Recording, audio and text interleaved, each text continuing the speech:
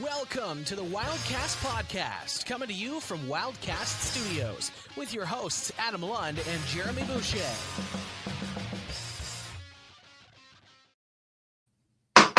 Welcome to Wildcats Studios on Rogers TV for another episode of the Wildcats Podcast, the Platinum Award-winning and longest-running QMJHL podcast. And we are the unofficial voice of your reigning 2025 Chilcourt Pro Traffic Champion, Moncton Wildcats. We are presented by Discount Flooring Center, a division of Fabulous Flooring, home to the largest variety of high-end current, discontinued lines in hardwood, ceramic tile, laminate flooring, luxury model tiles, and even lines for immediate purchase. Find them at 320 College Shaw Street in Moncton, or give a call at 506-859-9909. As always, fan listeners, I am your host, Adam Lund, and I am joined by your favorite co-hoster, Mr. YQM, Mr. Starbucks, Mr. Gold DoorDash driver at your service. Come on, people, get him back to platinum. And Elliot Friedman's favorite, Mr. Jeremy Boucher. How are you tonight? I'm easily triggered.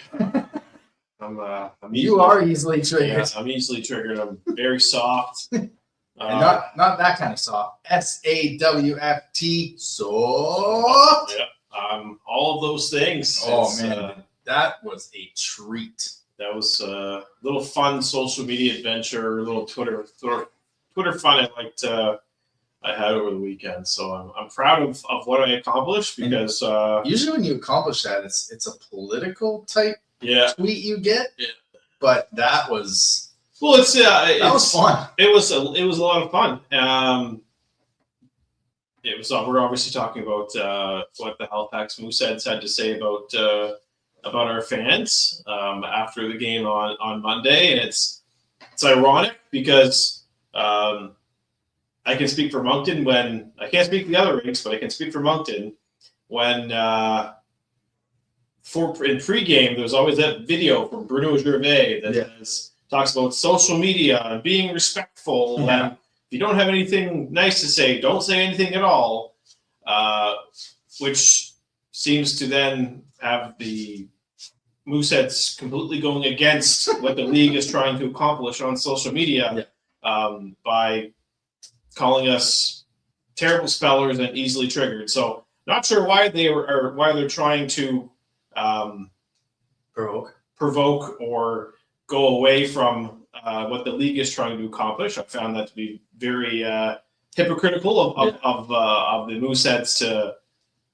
again, don't know if that's something that they show in every rink, but I know they show it in Moncton every game. I remember last year the Wildcats had to put up a statement about, being respectful about after the trade deadline, the trade period, about what you say about players and stuff, and a few other organizations followed suit. And so maybe it's because it was the fans they got I guess I don't know, but if maybe fans are fair game when it comes to organizations and players aren't, and hook, line, and sinker, every single one of you fell for it. Yeah. Like, number one, easily triggered fans, and you guys went after them, which is fine. I love the passion. Some of the comments can't hear you from the top of the league. Yeah. Well, they got something that we don't. Yeah, they got something we don't for now. Yeah. But I just giggled through most of it because I'm like, gotcha. Yeah. That's exactly what they wanted to do. Yeah. And they achieved it. Yeah, they really did. But I think it's if let's say Moncton were to say something like that, it would have the same thing, right? That's why I don't was I triggered? I mean, yeah, let's say look, I wasn't saying I was triggered. I was doing it to bring more attention to it. Yeah. Because the reason I put that tweet out is because of the video we see from Bruno Gervais before every game about being respectful on social media. Yeah. So I just thought it was very funny just to then see a team go after an opposing team's fans on Facebook, which totally goes against what the league's trying to accomplish. So, hey, look, there were some interesting replies to my tweet. Some I'm not going to read on air, but hey, if you want to chuckle when this show comes out on Wednesday morning, just go to my Twitter and have a read, because it's a lot of them brought me to tears because I was laughing so hard at Yeah. It's like the one that told me to go to Angie's because I need to blow off some steam. Well, I don't know who said it to you, but you were like, "Can I borrow your shoulder to cry on?" Yeah, can I borrow your shoulder to cry on? Yeah. It was fun. They elicited the reaction. You helped bring attention to it, and also the reaction of their fans. I got a good kick out of it. Yeah. I only saw the first 2 comments yesterday or last night, I guess it was, or Monday night, and then you were like, "I got a lot of comments, eh?" And I was like, "Yeah, it really took off on Tuesday afternoon. Like I was going through the likes, and there's people from like Florida and France and Germany. Like 14K. Yeah. Yeah.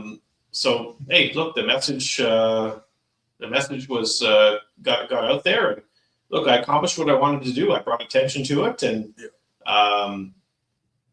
if anything else comes from it, then so be it. But I don't think anything will come from it. But like I said, I just think it's very hypocritical of the Mooseheads to kind of be going against what the league is trying to accomplish when it comes to, being respectful on social media. And with that, don't forget, as always, you can follow us on the social media: Twitter, Moncton Wildcats, Instagram, Wildcats Podcast, TikTok, Wildcats Podcast as well, here on YouTube. Like and smash that subscribe button. It lets us know you like what we're doing. And click the bell. You don't want to miss any podcast post games, and maybe a watch party here or there in the playoffs. Who knows, as we are about 13 games away from that. Quick question for you. We're getting down to the wire. Month left. What are the odds Gardner goes back-to-back as Coach of the Year? And is this the year Taylor finally is given his due as Team of the Year? I mean, you have to believe Yannick Jean is in the running for both GM and Coach of the Year. And I would probably say Anthony Lombare from Blainville are your top 3 GM candidates of the year.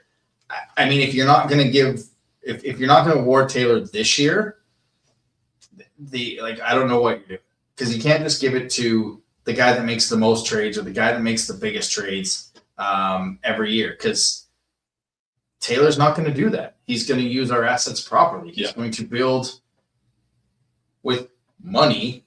He's going to build it properly. He's going to recruit, and he's going to fill the type of holes we need without going and giving up too much for the big fish. Now, if Blainville or Chicoutimi ends up putting up a banner, it doesn't matter. But I think that's where we're at. I think the odds of Gardner going back-to-back are a little slimmer than Taylor getting the GM. I think they split them up last year. I think this year they probably reverse it. Would I love to see it? Absolutely. With how we were supposed to not be anywhere close to where we are right now, the job he's done behind the bench. But I think this has to be the year that Taylor's finally given his due as the GM of the year, because look at the team he's put on the ice that went to the championship last year, was supposed to be near the bottom, and right now they're the number 1 team in the queue and probably top 3 in the CHL. So who votes for these again? I think it's the league. It's the league. So like other GMs and other coaches. Yeah. Then nothing. Yeah. Not going to get nothing. Because there's speculation that other GMs just didn't want to deal with our team because we were apparently taking advantage of the NCAA rule changes, and so I just think because of that they'll not vote for Gardner, they'll not vote for Taylor, and if I know them, they couldn't care less about individual recognition, right? It's all we've interviewed players, we've interviewed the coaching staffs, we've interviewed Rick, we've interviewed Taylor. No one's ever talked about individual success. It's all about team first. Yeah. And the goal of this team is to bring another championship to Moncton, bring another banner, bring 1 or 2 if you want. You won't find Gardner having a Coach of the Year party. You won't have Taylor having a GM of the Year party. It's this. They would totally bypass any recognition like that to win another championship. So if they do, great. If not, I don't think they will, just because of what's floating out there. Yeah, voting AI overview. Voting on the QMJHL awards is conducted through a combination of league officials, coaches, and media members. Coaches, general managers, media, and league personnel. Hey, we didn't get to vote last year. I'm going to send an email because if we're media personality, we should get with the pass. We should get to vote. A group of hockey writers / journalists often vote on major awards like MVP and top prospect. I would vote for Trevor George.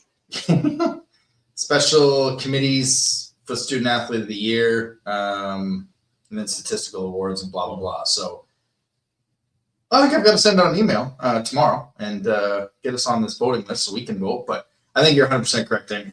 I mean, even as I was going through the post games this last week, when we're talking about the rings, they talk about the team. They talk about, I asked AFG on having 6 points in 2 games against Halifax. What's the key to success? Thank his teammates. Mm-hmm. It's the team around him. Yep. This team doesn't care about the individual success. It's nice, but they care about putting banners up in the Avenir Center. Mm-hmm. So I hope at least one of them gets it. Maybe flip it around. I don't know, but I mean, the job that they have done in general, whether they win awards or not, I mean, this is strictly us bringing this out to the world. They should be coach of the year or general manager of the year as well. The job that they've done can't be understated. And if they don't win the league awards, who cares? Yeah, like I'm all on it. Like it's look, they're our coach of the year. Taylor's our GM of the year, right? But yeah, I don't think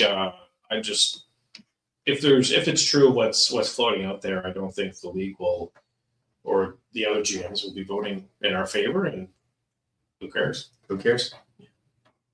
I enjoy winning championships instead of winning coaches of the year and GMs of the year, right? All right, let's get to some news and notes. News and notes from around the queue. And news and notes from around the queue is presented by Speedy Auto Service in Moncton on Mountain Road. Whether it's routine maintenance or major repairs, the team at Speedy keeps you safe and back on the road fast. With spring tire season here, now's the perfect time to pre-book your tire swap for a chance to win 2 tickets to the Armada and the Wildcats on March 6th and get a great deal on new tires. Locally owned, trusted by Moncton drivers. Yes, Canton firm. Yeah. And proud to deliver honest service every time. Visit Speedy Moncton at 905 Mountain Road or call them at 857-2282. Where great people provide great service. The CHL came out with their top 50 this past week.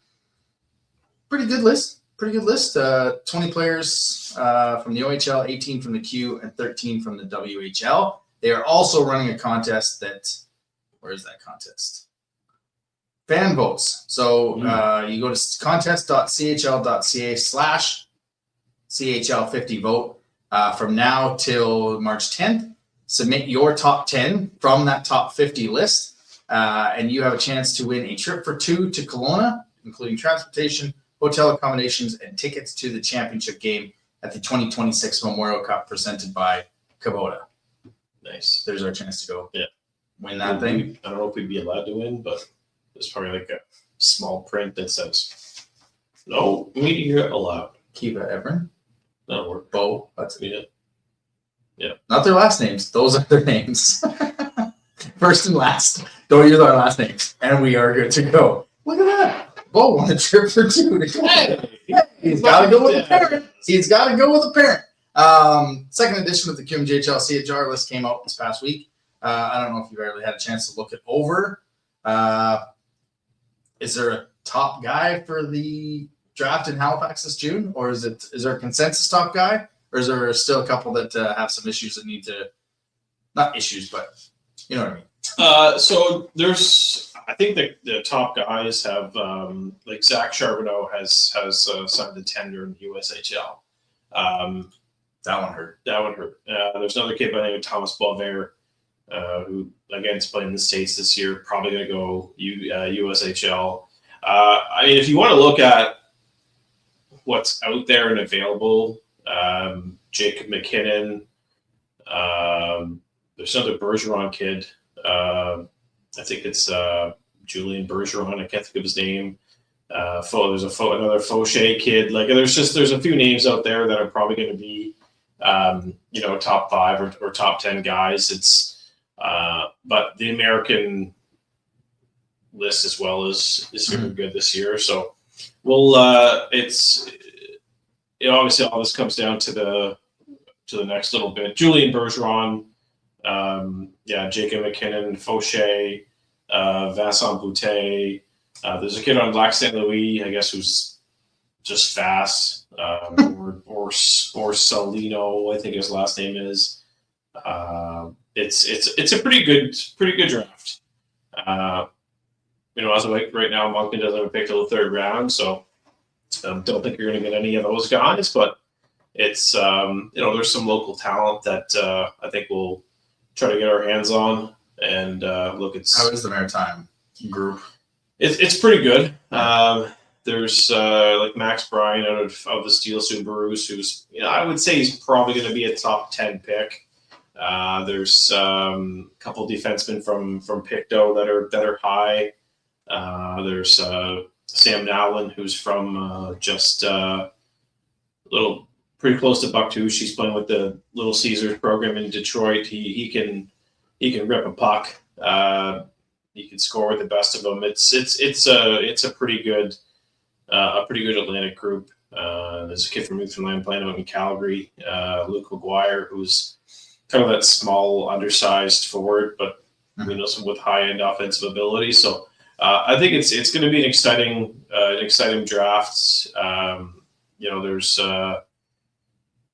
I would like to see Moncton get into the top 25 to get one of these to get a guy. We'll see. It's like an impact guy, or just to get one of the top.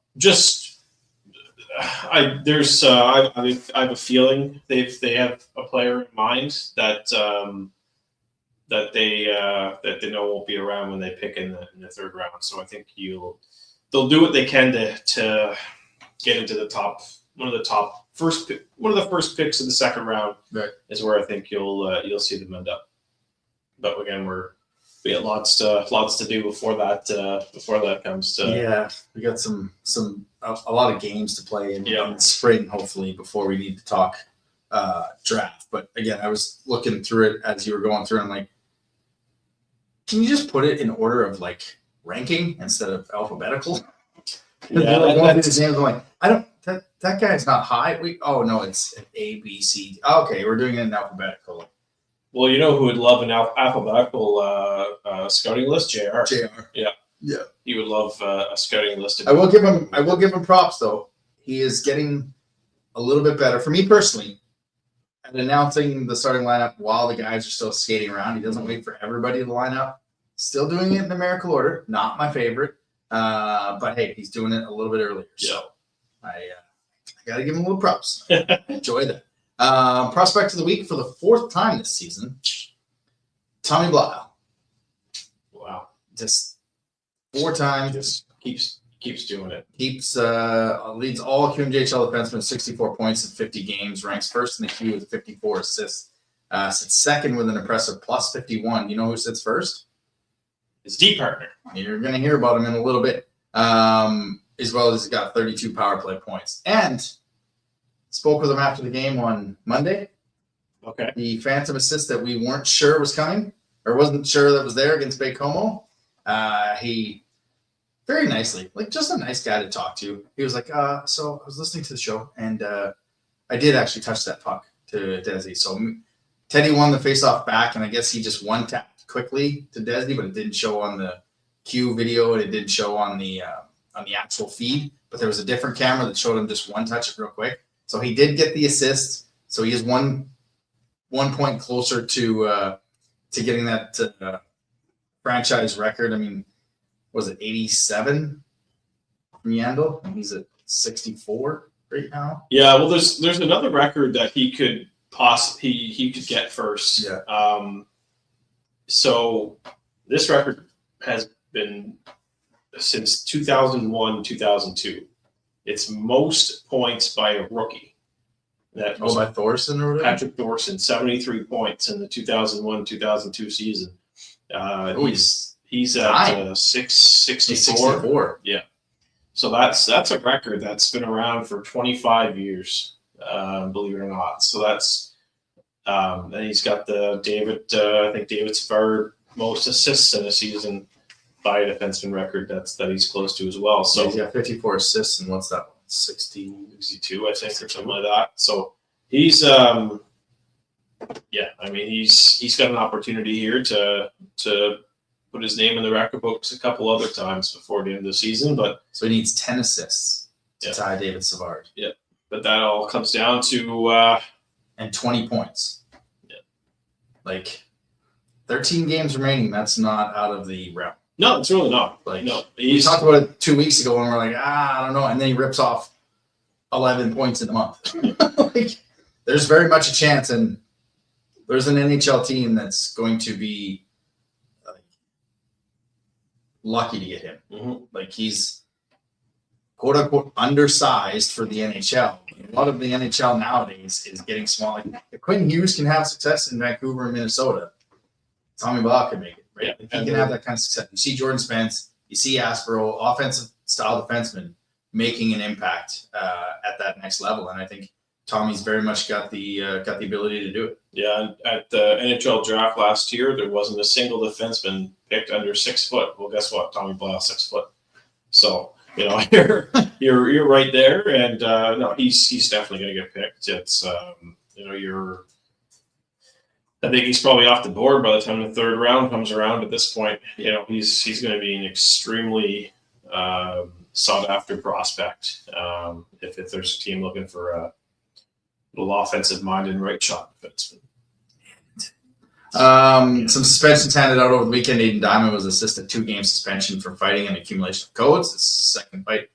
And the one that's probably most talked about, Kuzma and Baroni getting a 5-game suspension for abuse of an official. Was it an accident? 100%. Did he punch Kevin Fisher in the side of the head? Yeah, 100%. Yeah. Knocked him down.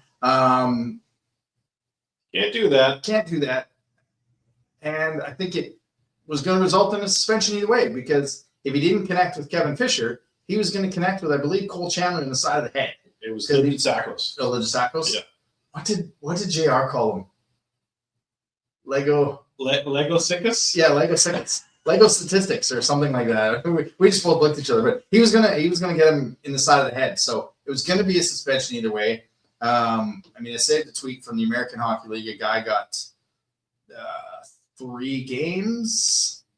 Yeah, Justin Knockbar was suspended 3 games, and if you go look at it by scouting the refs, he doesn't even punch him. He just kind of is trying to get away from the official, and the official hits the net, falls over. He gets 3 games. When I saw it, I kind of thought, and the video I used is all over. Ivan shared it. Thanks for the credit on that. I thought it was going to be at least 3. Set a precedent. You can't hit officials. That's all it is. When I first saw it, I didn't understand people were talking about it. I was like, I didn't see nothing like it. I had to go back. I didn't see it until the Instagram story that you posted. And I was like, that's minimum 5 games. Yeah. So he's lucky he only got minimum, because that easily could have been a lot more. But I think they took the unintentional part into consideration, where he's clearly not intentionally punching Kevin Fisher in the face. But here's the minimum 5 games. Yeah. And it sets a precedent. It sucks, but just can't do it. QMJHL Team of the Week came out. Get to my button over here. All right. Tyson Gogan of the Regiment, 2 goals, 3 assists in 2 games. Nathan Leake of the Islanders, 2 goals, 2 assists in a game. Captain Caleb Denway, 2 goals, 4 assists in 2 games. Jordan Turney from Chicoutimi, 3 goals and 3 assists. His D partner, Alex Wang, 2 goals and 5 assists in 3 games. And Kyan Leib from Sherbrooke, 2-0, 946 save percentage, and a 144 goals against average. And new player of the week was the aforementioned Alex Wang. 2 goals, 5 assists in 3 games, and a +6 over the weekend. And now everyone's second favorite part of the show. And it sounds like I'm going quickly, but we have a guest backstage, so no pressure. It's now time for the one and only Boucher's Team of the Week. Thank you, Adam. The Boucher Team of the Week, sponsored by Hub City Driving School, where excellence meets experience on the road to safe, confident driving. Whether you're a new driver getting behind the wheel for the first time or looking to refine your skills, the Hub City Driving School is committed to guiding you every step of the way, because driving is a privilege, not a right. Learn more at hubcitydrivingschool.com. that leads us into the aforementioned Boucher Team of the Week. We are going to start up front with Yabez Seymour of the St. John Sea Dogs. All 3 goals in their win Saturday against Shawinigan. Saturday was Shawinigan. When did they play Newfoundland? Did they never play Newfoundland? They played Newfoundland earlier in the week. That's correct. Thursday, Friday. I put I don't know. Holiday will get you. Yep. And those are 2 points.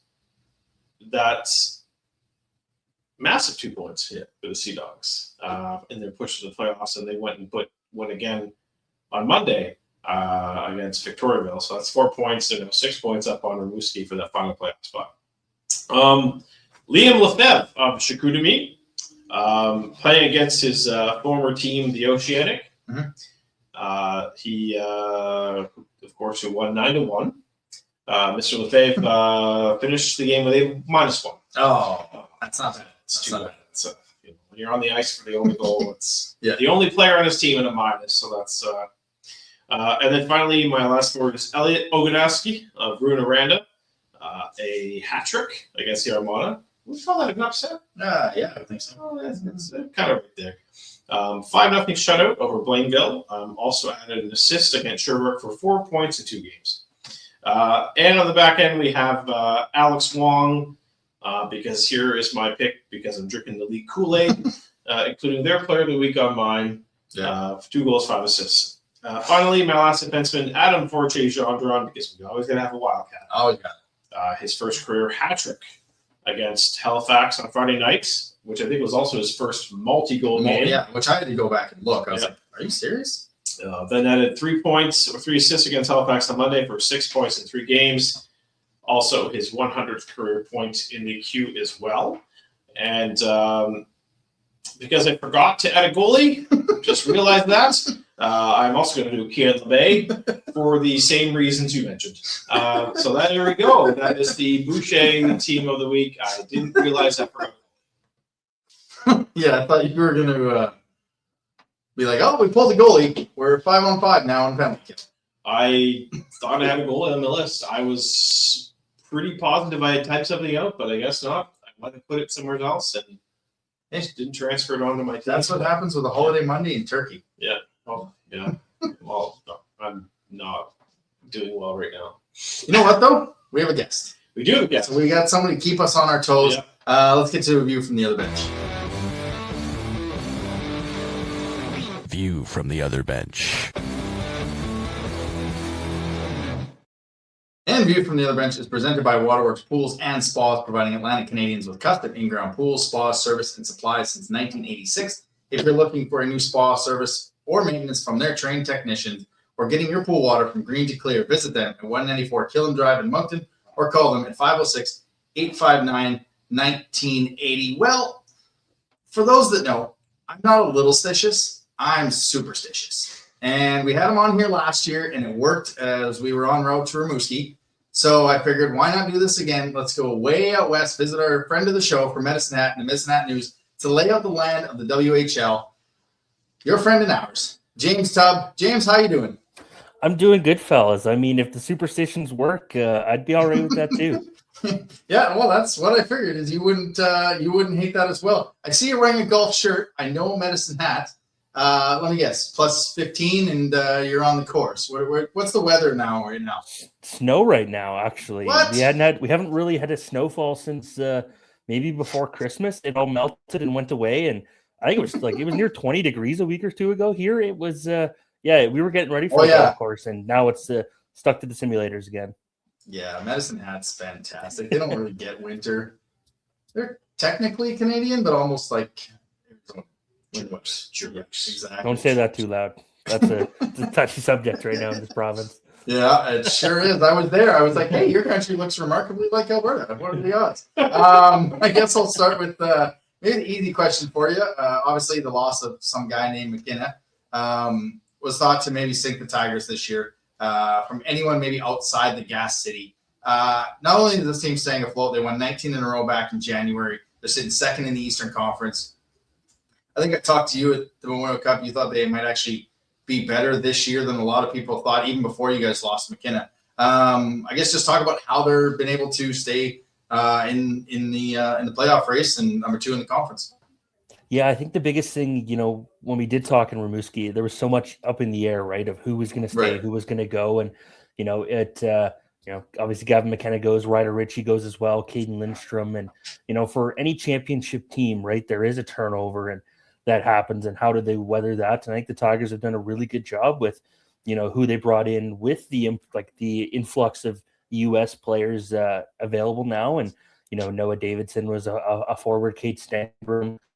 They brought in Kyle Hager, traded him away for Luke Cousins from Lethbridge Hurricanes. So, it's a credit to Willie Desjardins, obviously coming off a WHL championship. Him and his staff, they've really retooled is kind of the word that I've used. The franchise hasn't used it. They just want to keep having success, but, a little retool. And the biggest thing is maybe steps that guys have taken as well. You see, Bryce Pickford, when he was healthy, was leading the CHL in goals for a bit, leading all CHL defensemen, broke a Tigers franchise record for goals in a single season by a D-man. So, the Rucks, what they're doing in their draft years. So a lot of positive steps that, haven't seen from championship teams. And they're the first championship team since pre-pandemic to clinch a spot in the playoffs. I guess the Tigers were fortunate to get one Calgary Flames pick back. I think Adam and I were hoping that they would send another one, another pick back to Moncton here. But Andrew Basha looks like he's on an absolute heater ever since joining the Tigers. What's his addition been to the team since he was reassigned by the Flames? Yeah, it's been huge. Just even like the pro mentality that Andrew's brought to the team. I think just talking to him and talking to other players, it's risen. Or it's brought up the expectation of the group, right? This is a guy who has won a championship last year, was a part of that in the finals, the Memorial Cup, run to the finals, and then gets the pro experience, what it takes to be successful every day, and he's brought that back here, and he expects a lot from the group, and there's been times so far where he's been frustrated just seeing from afar of passes aren't as crisp as they need to be. I know. After Saturday's loss to Everett in overtime, it was, they're not riding momentum enough. So there is, there's been a lot of things going well. And, as a guy who's played pro hockey, he knows that there's another level for them to find. Yeah. He's also been really good. Like I didn't talk enough about Andrew. He's been really it's been a while since we've seen him healthy. I think it was January 2024. He got hurt. He got it cut up on the back of his ankle a bit. And, nothing like tendon or nothing like super major, but it affected him for a long time, and it affected his draft year. And now he's healthy. The biggest thing was getting adjusted to the WHL game again, and he's been there. He's flashy. He's making the passes, the penalty kill. He's been playing well on there, and obviously the power play. Missing Bryce Pickford, he's kind of stepped in and helping move the puck along there with Jonas Wu. Yeah, and the Ruck brothers, obviously the twins, it looks like they're having some impact as well. I think there's a WHL All-Star game or something going on tomorrow night with who's the guy? Probably Michael Bublé and what's the other two? Scott from the home renovation. What's it like having identical twins on a team? And we've had it a couple of times here in Moncton with the Sauniers and the Klingmas, but what kind of, I guess, energy or do identical twins bring to a team like the Tigers? It's a bit of fun in that, I've worked with them for 3 years now. I still can't tell them apart. Like if they don't wear the number on their shirt, it's like Liam, and there was a bit where I was 100% and I was riding that high. I'm no longer 100% guessing, but that's been, there's a bit of levity that they bring and, a bond, but they're competitors, and it's been interesting to see the steps they've taken of being rookies last year, limited ice time, to this year having to be relied upon. And I think through October that wore on them a bit. It was a little more than they were used to at the WHL level. They did it at the U18 level, but this year they've really stepped it up, and the passes that they can make, it's easy to compare to the Sedins, but they're kind of their own players, and it's just fun to watch. They had a really nice highlight reel goal last night, in a 10-1 win over Red Deer. Marcus faked behind the net, passed back to Liam, and the puck was in the back of the net. He was celebrating before the goalie looked, and there's the puck. So, they've been they're playing at another level right now, and two 17-year-olds are leading the Tigers in points right now, and they're top 5 in the league right now. So they're doing more than what's needed, and they're working their way into getting into that first round conversation come June. So obviously this comes about because I had nothing to do on Saturday. There's no NHL to watch, and there's no Olympic hockey. So Medicine Hat Everett, yeah, I'll take that. And I watched that thing, and like I said, I messaged you, and I tweeted to Will too. Like, I'll take a 7-game final of that series. Like, it was a great hockey game. So just in the landscape of the WHL, not only Medicine Hat, but just talk about Prince Albert, Everett. Oil Kings kind of came out of nowhere. I didn't think they would be where they were with the Ginla, but just talk about maybe those top 4 teams in the Eastern Conference and kind of what you see the road to the Edge North Cup with those 4 teams. I'll start with Everett just because I saw them Saturday, and I know it's Western Conference, but they're relentless. They're a really, really good hockey team this year, and they always have been. But I talked to Lana Dupont before they went on their trip through the Central Division here, and they were happy to win the Scotty Monroe Trophy last year as the league champions regular season, and there was a lot of excitement for them. And then injuries happened, and they lost in the second round of the playoffs. This year, they're having regular season success, and he said, they're not happy with it. It means something, but it doesn't, right? And that's something that's kind of scary messaging from the best team in the league. So I was impressed by them a lot Saturday night. I do think the Tigers hung with them, so that's a boost for the Tigers, but they wanted to win. And when you look at the Eastern Conference, the Prince Albert Raiders, it's felt inevitable that they were going to kind of have this year, and to lead the conference now by 7 points. They're really good. They're young still, but you add in Braden Coots from the Seattle Thunderbirds and what he's adding to that offense. It's given them 3 to 4 really strong lines that head coach Ryan McDonald can roll out, and they've done that, and they have a strong back end. Justice Christensen returned from last year's team. Daxon Rudolph's going to go in the first round this year, and Michael Ursulek played for Czechia at the World Juniors, and he's their mainstay in the net. So there's a lot of depth on that team, definitely more so than last year, right? They got a bit exposed by the Tigers in the second round, but they had injury as well. And they're another team. They lost to NCAA, and we're still able to respond. So and to recoup, and they've done a really good job with that. And Adam, you mentioned Edmonton. They're just deep, and they're gritty, and they're skilled. And whoever gets them in a playoff round, whether it's first, second, they make it to the conference finals. No one's leaving that series healthy. That's just how it plays. Not in a dirty way. They just play hard, and they're very good. And they added a couple of really good pickups at the deadline. And names are slipping my mind right now, but they did a really, really good job at bolstering what they needed to on that team, while also being a bit injured right now. And Carter Sutherland was one pickup from Portland on the blue line. He adds a lot of offense to that blue line that already had Blake Fiddler, who was drafted last year in the second round by Seattle.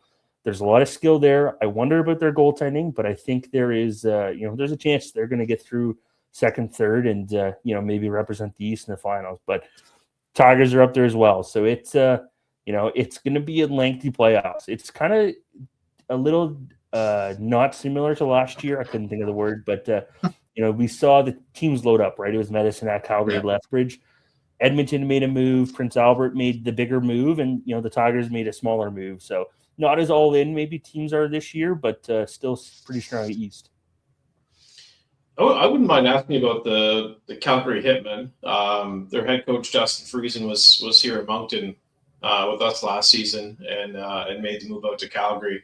What have you seen from the Hitmen this year? From what I can see, is they've got one of the top power plays in the league.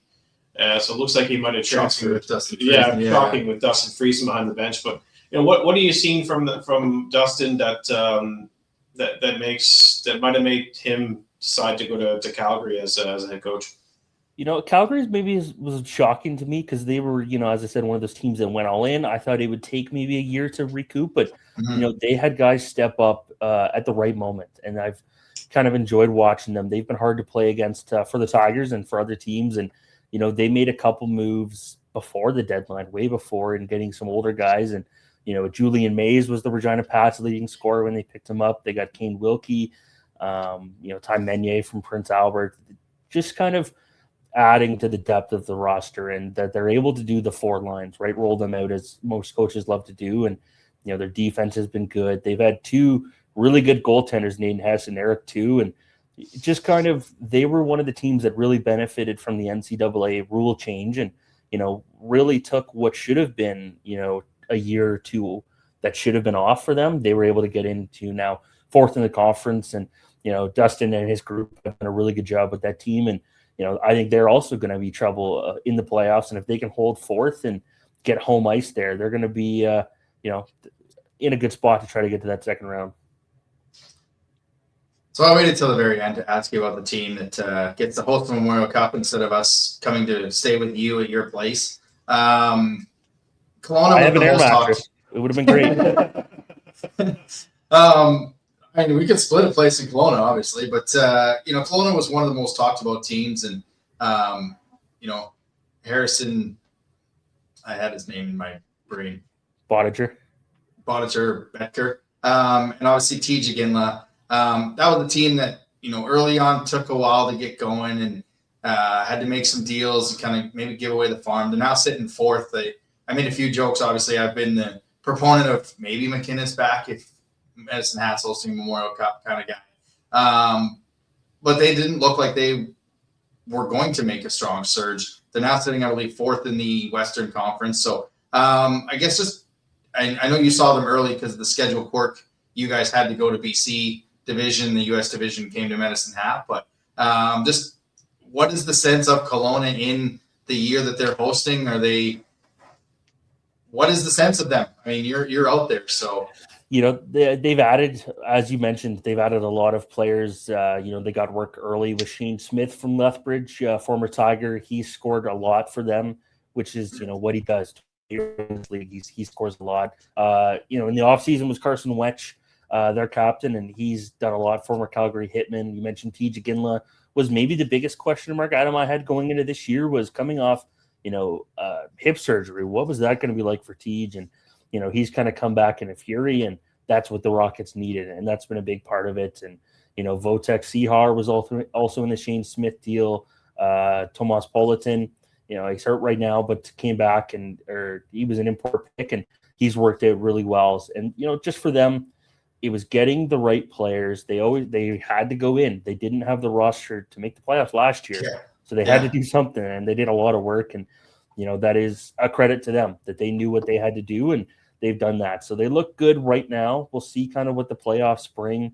They're going to go into the playoffs with a rookie goaltender and Josh Benini, who's been the backup, right, in his WHL career. And, they have faith in them, and we're going to see how that works out for Kelowna and just how they perform kind of in the big moments. They've won big games in this season.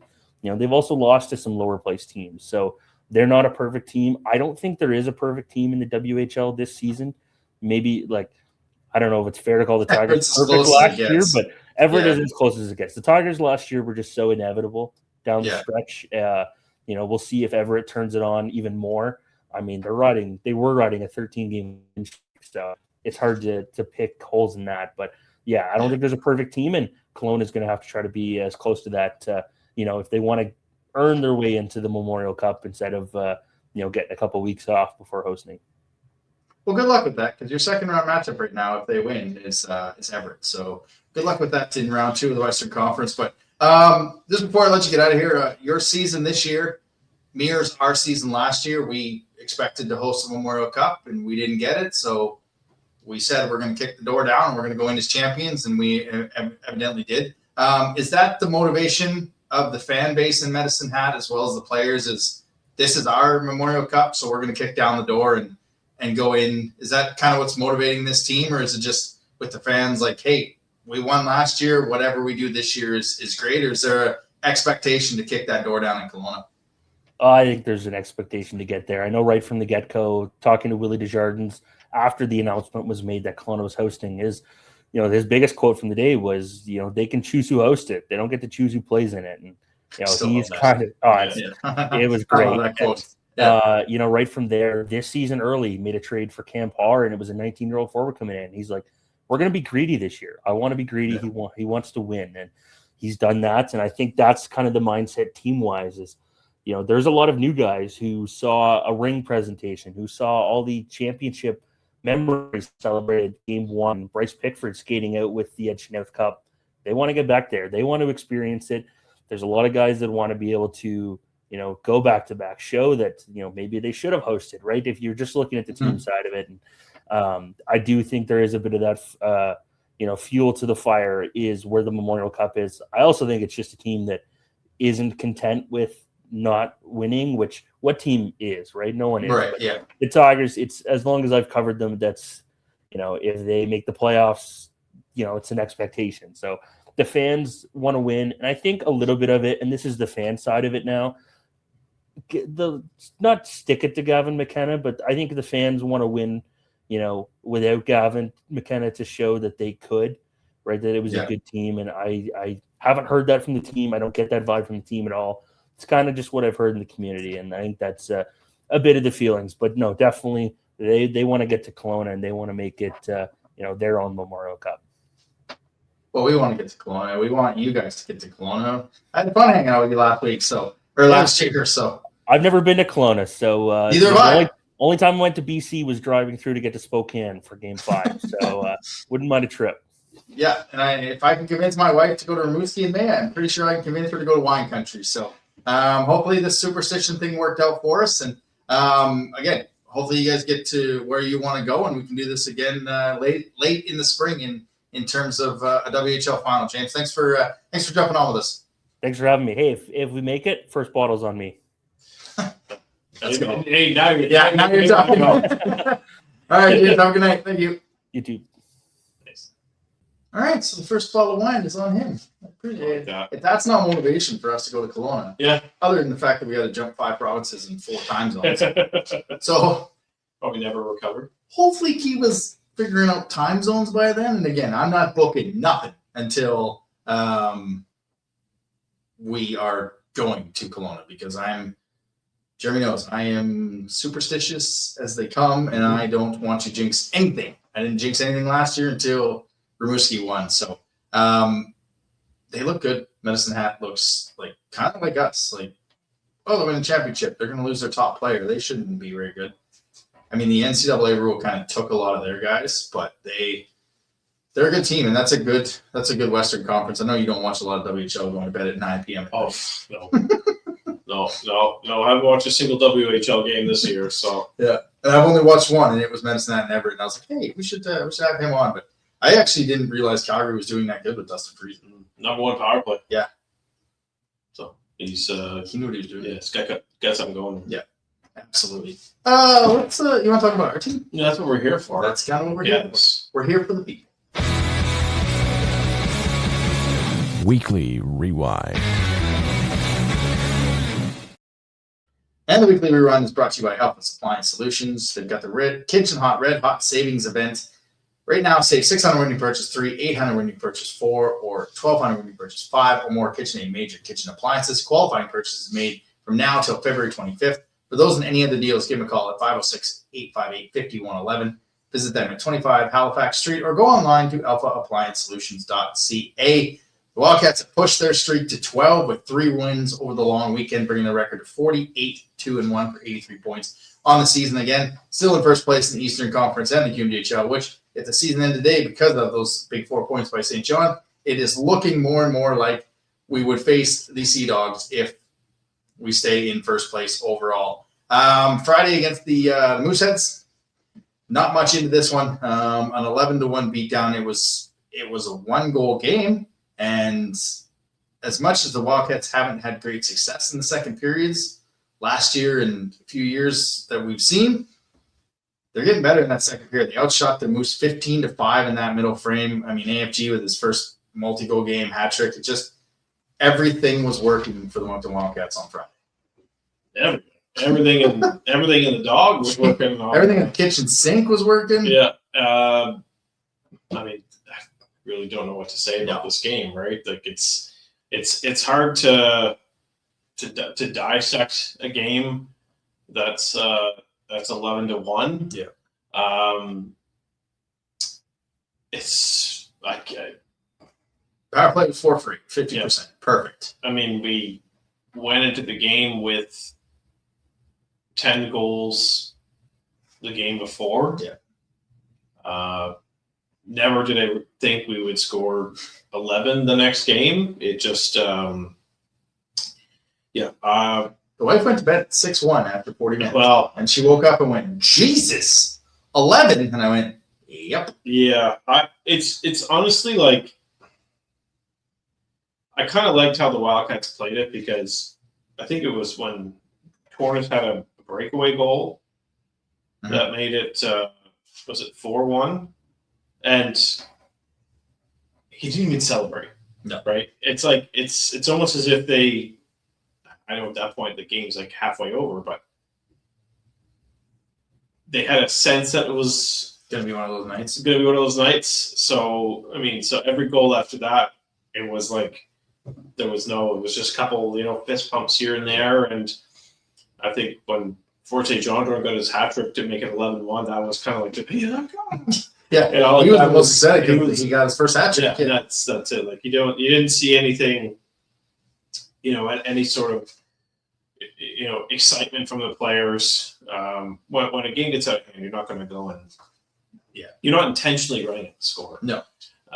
And it was just a bad night from Halifax, and Moncton took advantage of some penalties that Halifax took, and I've said it. If you want to figure out, you're gonna find out. And I mean, they did that. What was the power play you said? 4 for 8. 4 for 8. I mean, come on, like it's you don't want to put the power play give Moncton's power play any opportunities here. Ironically enough, like after every Halifax game, they always post a little video called Moose Tracks on their social medias. This after this game, it was there was not one. So I think Coach McKenzie might have told the players or the camera to get out of the dressing room. Yeah. So that's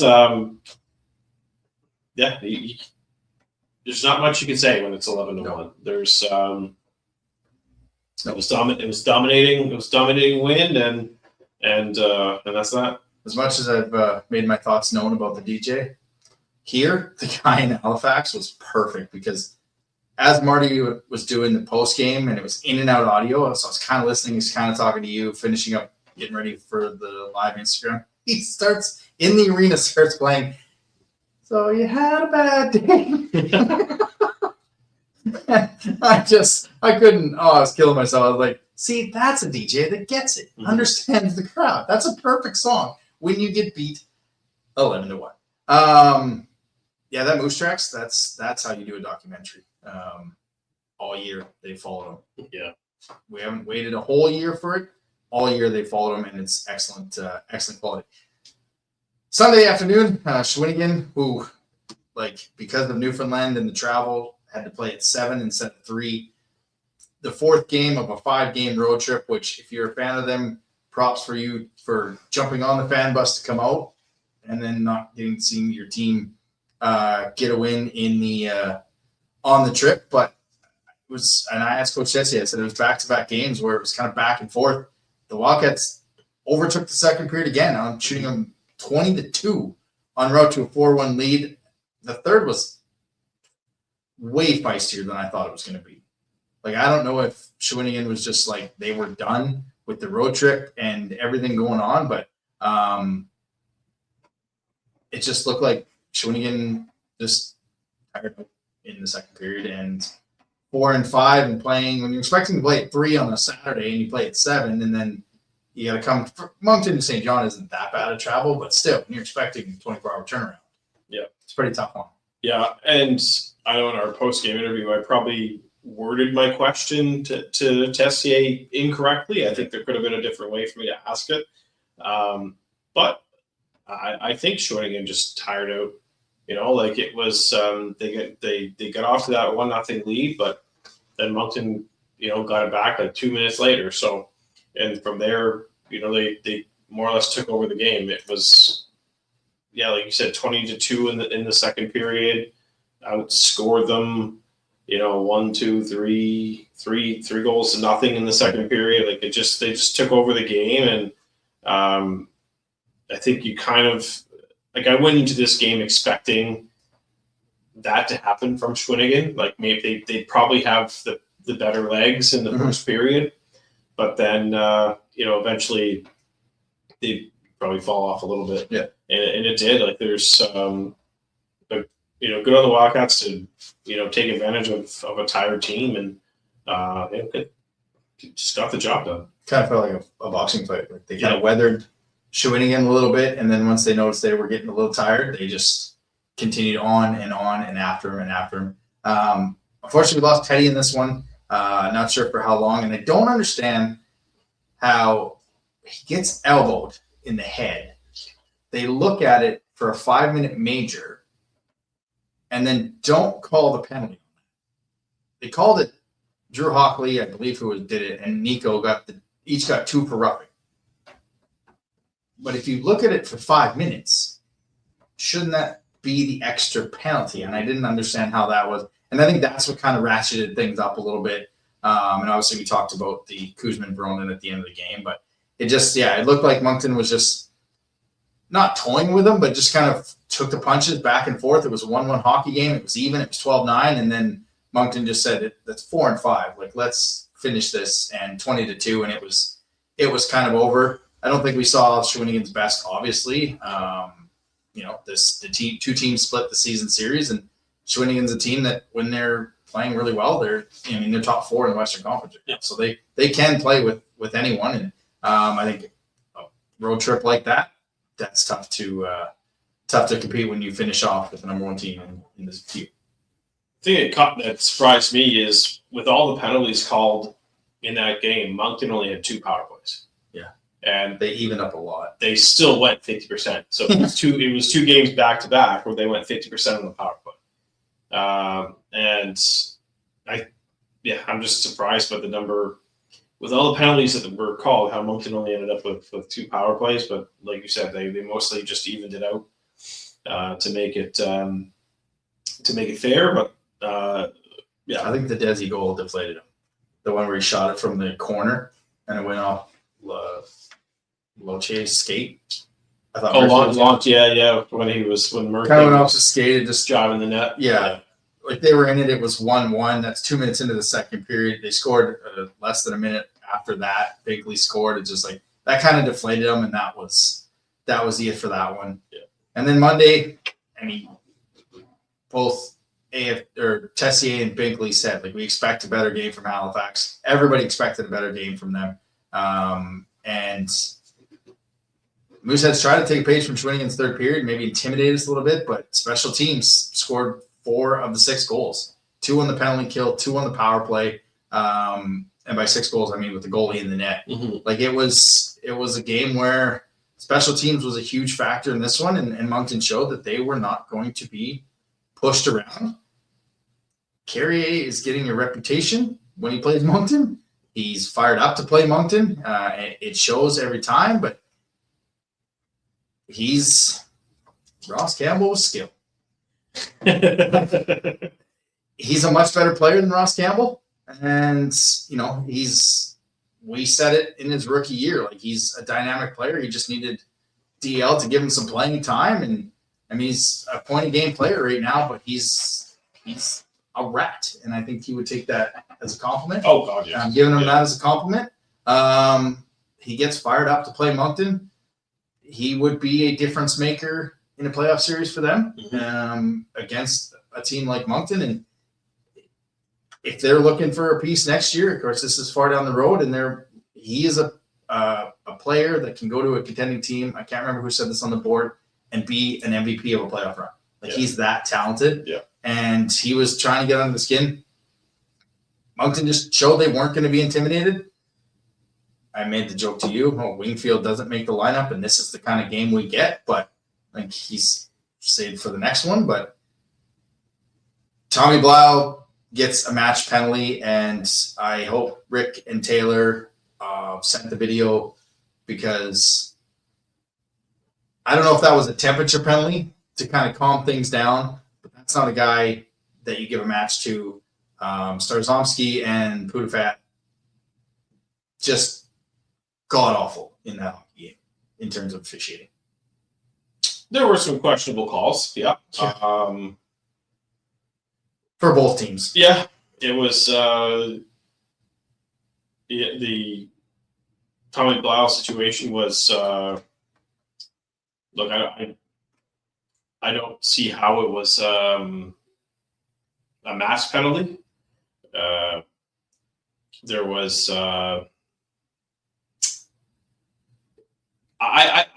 would like to say that there was some embellishment on the part. I'm trying to be professional here. There was some embellishment on the part of Samuel Rousseau.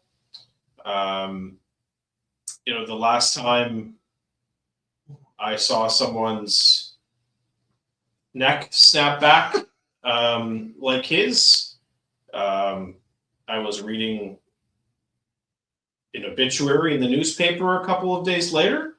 So Yeah, it is. There was definitely some theatrics in that particular incident. Ironically enough, for someone who got high sticked in the face, he was out on the power play seconds later. wild. So I hope the match penalty is rescinded for good reason, because there was definitely no intent. And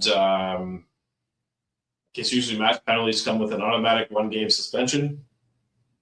Not sure how I would characterize that. I mean, you look at Tommy Blau. I mean, yeah, sure, he's picked up some penalty minutes this season, but he's not. He doesn't have the reputation of someone that's going to take his stick and cross-check an opponent across the face. So I've looked at it many times, and I will stick to my word that it was sold by Samuel Rousseau, and I will stick to that. It was an interesting call. Let's put it that way, where you can determine that was a match penalty for high sticking, but then you review the one on Teddy Mitrin and Call it even up. Don't call anything. So yeah, interesting. Some interesting consistencies. Or inconsistencies with some calls over these past 3 games. And I mean, I asked Gabe about it, but there's no doubt in my mind when they took that match penalty that was not even close. I'm sure the guy's neck was more sore from the whiplash that he gave himself than the actual stick to the face. They scored 2 shorthanded goals, less than a minute apart. Like, there was a sense of pride. Like, all right, you're going to take him off? Watch what we can do. And, Carrier scored on that power play, and then they got 2 goals in the power play. Moncton went ahead and zeroed it out by scoring 2 shorthanded goals. So I think it was a source of pride, and a beautiful one by Gabe Smith too, that they were going to make things happen on that situation. And I will I'll give our buddy Dusty Lored from the Mooseheads Nation podcast. He's enjoying his crow, as he told me that the Mooseheads were going to win. Sean Carrier they were going to break the streak, and Sean Carrier was going to get the GWG. Was going to get the game winner. And he said, I will listen to your post game tonight to take that. And I was like, oh, or you can listen on Wednesday, because I'll give you some of that too. So, last game against Halifax, it was a season series where it started out home and home wins, but Moncton just kind of became the better team, taking 7 of the 8 against Halifax this season. But they're a team that they can make some noise in the playoffs. And I mean, if we get a St. John's series and then we get a Halifax series, that's how rivalries continue to be built. So yeah, the Wildcats head to Charlottetown this weekend. Hopefully have Tommy Blau in the lineup for both of them. Not sure on Teddy Mitrin. Walnius I guess if you're going to have guys that are kind of taking nights off due to injury and or silly suspensions, now's better than the playoffs. Yeah. This is 2 of the last 4 games against Charlottetown that, they're going to be fired up to come try and break the streak. We've said it a couple times. Wingfield has been being saved for that Charlottetown and Newfoundland series, so maybe he gets his debut with some guys out. But it's a big 4 points for Moncton and for Charlottetown. Yeah, it really is, and Charlottetown's kind of riding a bit of a. They're starting to heat up here. Yeah, looking forward to seeing Rapkin live. Last time Charlottetown was here, he was suspiciously out of the lineup, even though he took a warm up. Weird. So no, they put on a clinic against the Eagles over the weekend, beat them 7-0, and I think they're probably going to be riding a high. Yeah. Coming in on Saturday afternoon. Yeah.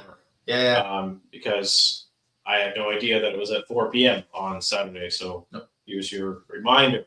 I think there's some people on the message boards who seem to think that Moncton's bound to maybe get an L on one of these 2 games. So we'll see what happens with these 2. It's a good home and home. And Charlottetown's fighting for playoff spot. Yep. Well, not a playoff spot, but they're tied with Quebec right now with 56 points. They're only 6 points behind Cape Breton for home ice, which I think they played them a couple more times, I believe. So, and they want to stay ahead of Halifax. They want to avoid Chicoutimi or Newfoundland or Moncton in the first round. Well, they won't avoid the number 1 team, whether that's Moncton or Chicoutimi, but they kind of want to avoid those 3 teams. And I think they know that they need to make some noise in this playoffs. They haven't won a playoff series since 2021 when they went to the finals. So it's been a while. So it should be a good weekend if you're looking for some games to go to. Because why wouldn't you? You're the number 1 team in the queue. Why wouldn't you show up? You're 6 ready? But I'll say this. I know you're looking forward to seeing Ross Campbell, one of your favorite players in the league. So we're excited for some more Tignish Ross here at the Avenir Center, as we always are. Yep. Eric Murray, Realtor. Buy your house from him. Stick Tap of the Week. Thank you, Johnny Rockets. Remember, Stick Tap of the Week is presented by Eric Murray Realty. This one should come as no surprise. Moncton is officially on the speed skating map. Our very own Courtney Sereau, her time, it's not even over. She could come home with more medals. Really? She's already locked in with 2 silvers and a bronze. It's an unbelievable accomplishment. I think she's the first short track speed skater from outside of Quebec to get an individual medal at the Winter Olympics. So that's just, unbelievable. It's, she's made it known that she's lucky. It's her peanut butter and peanut butter and toast that gets her through these Olympics. So the beast from out east. The beast from the east is what she's known as, and she's still young. She's got an opportunity to represent Canada in 4 years in France as well. So what she's doing is awesome. The Wildcats did a nice little thing for her on Sunday. Yeah. But I will say, when we bring her to a game, they should bring her to a game. Yeah. To get some real recognition. So I'm looking at maybe that Cape Breton game or that Blainville game. To Sunday afternoon game. Yeah. All the kids can be around her. Yeah. To have maybe an autograph table, pictures taken. We'll see about that. But a couple fun facts about Courtney that some people might not know. I don't know. So a few years ago, her father, Eve, was rumored to be a Wildcats head coach candidate. Oh, I think, yeah. Her brother, Chris, was once a St. John Sea Dog. Oh. And Did you know, Adam, friend of the show, Etienne Rouleau, coached Courtney Saroux? Wow. So there we go. Some Wildcats connections when it comes to. That's 3 more connections I would have ever thought. There you go. So the more you know when you listen to the Stick Tap of the Week. The Stick Tap of the Week, sponsored by Eric Murray Real Estate with the RE/MAX Avante team. If you're looking to buy or sell a home in the greater Moncton or surrounding area, make sure to check him out on social media or give him a call at 506-863-8802. And that brings us to the Wildcats Wildcat of the Week, presented by Rosemary Lynn Massage and Spa. Right now they've got the teeth whitening available for booking starting at $85. That gets you 3 15-minute sessions, including in that price. You can add another 15 minutes for only $20. Don't forget they got the loyalty card. Buy 9 spa services, get 1 free. Call them at 506-830-1224 or stop in at the new location, 153 McLeese, as they're now accepting new clients. Well, I teased it there a little bit, but 100 points in his career. He was on the Boucher team of the week. He had 6 points in 2 games against the Mooseheads. Not only his first multi-goal game, which was wild when I heard Gareth say that. I had to go double-check myself. Not that he's wrong, but I just couldn't believe like a second goal went off a skate or something. It was his first hat trick. And I was telling you off, and I won't say this out loud, but he's been one of the most dependable Wildcats in his 4 years on the ice. And just one of those guys, I mean, it took 4 years to get his first hat trick. You're not going to the rink to watch it. If you don't hear about him, he's doing his job. Leads the league in plus minus. I could rattle on and on. The Wildcats Wildcat of the Week is number 24, AFG, Adam Fortier-Chandra. I'll say one thing about him. Sure. Some NHL team is going to sign him to a 2-way contract, and it's going to be one of the most valuable contracts out there. Yeah, 100%. It's got Jonathan Aspro written all over him. Yeah. The defenseman, you're not coming to the rink to watch him, but he's just so poised with the puck. He doesn't make many mistakes. He can get you out. He can spin off 4 checkers with ease. He's going to get an NHL contract. Because if an NHL contract doesn't come, there's, 32 teams in the league right now? Yeah. There's 32 teams that would be so boneheaded. Yeah. If they... You know where he's going, right? It's going to the Sea of Red. Rulo's got that. Well, yeah. His analytics are probably off the chart. Yeah. So Etienne's like, hey. You know, there's another team that likes... defenseman. There's another team that happens to like these off-the-board Quebec players, and that's the Tampa Bay Lightning. So, that's true. We'll see. But yeah, we were going to talk Olympics, but you know what? We're kind of over on the time, and the Olympics aren't over, so we'll save that for next week when they're over. Guys and gals, 6 home games left. I don't know what you're waiting for. I don't know what more this team can do. They're the number 1 team in the league. They won a championship last year. They're poised for another long run. Like I said, 6 home games left. So if you have unused tickets and you can't use them, give them to your friends, give them to us. We'll give them out. Playoff packages are coming shortly. I don't know what's taking so long. Hey, they had a table at the game on Monday. I didn't see it. Oh, okay. Well, that's because that video got taken down real quick. Okay, well, I went looking for it because I wanted information. I mean, 16 teams make it. You knew we weren't going to be one of the 2 that weren't. Let's get some playoff info. Let's go. But yeah, 6 games left. Charlottetown this Saturday, and then they go on the road trip. And then there's 5 games as we #march to the playoffs for Jeremy.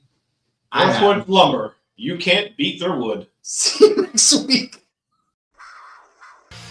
Thanks for listening to another episode of the Wildcats Podcast.